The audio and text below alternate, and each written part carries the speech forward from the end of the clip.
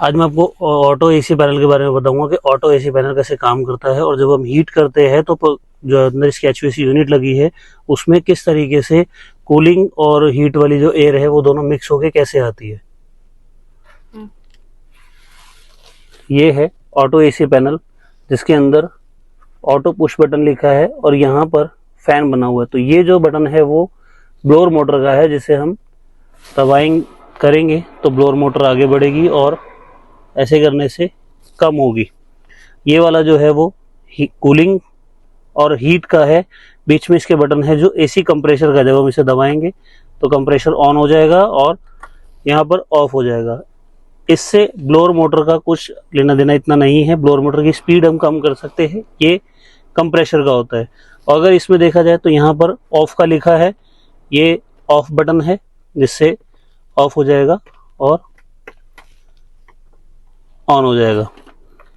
ये वाला जो बटन है वो रीसर्कुलेशन मोड का होता है, जिससे क्या होता है कि जब हम इसे ऑन करते हैं तो बाहर की हवा अंदर नहीं आती है, अंदर की ही हवा अंदर रीसर्कुलेट होके कूलिंग करता रहता है।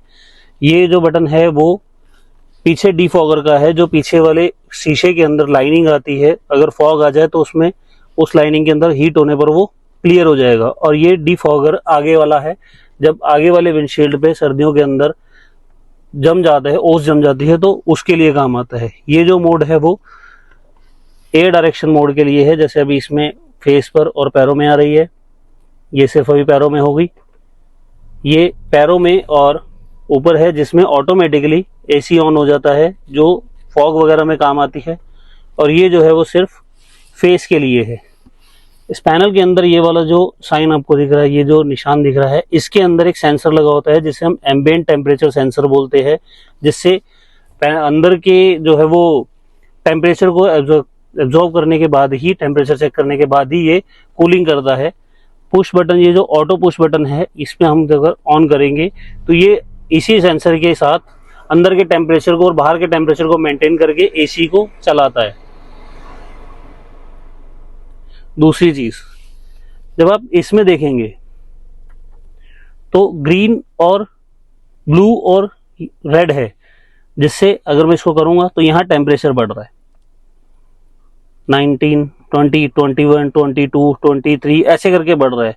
तो एक्चुअल में जो ये टेम्परेचर बढ़ता है उसका मतलब ये होता है कि इसके अंदर जो एचवीएसी यूनिट है, एचवीएसी यूनिट के अंदर दो कॉइल लगी होती है, एक हीटर कॉइल लगी होती है और एक कूलिंग कॉइल लगी होती है, जिसके बीच में एक पैनल दिया जाता है। जब हम उसको हीट पे करते हैं तो वो पैनल कूलिंग कॉइल को बंद करके हवा हीट की तरफ दे देता है, और जब हम उसको कूलिंग पे करते हैं तो वो पैनल हीट वाले को बंद करके हवा कूलिंग की तरफ दे देता है।